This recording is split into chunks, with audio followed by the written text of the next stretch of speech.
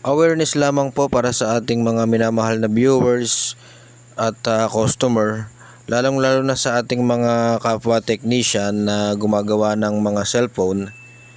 Huwag po kayong papayag kapag naniningil kayo ng mura.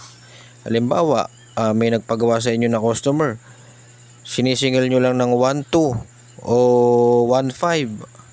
Murang-mura po yon. Sayang po kasi yung skilled o yung effort ninyo ng pagsusunog nyo ng kilay ng ilang taon para matuto sa cellphone repair, di ba? So dapat yan, ang singilan talaga dyan ay 7.5. Halimbawa, nakabili kayo ng LCD na replacement, ang presyo ay 6,000.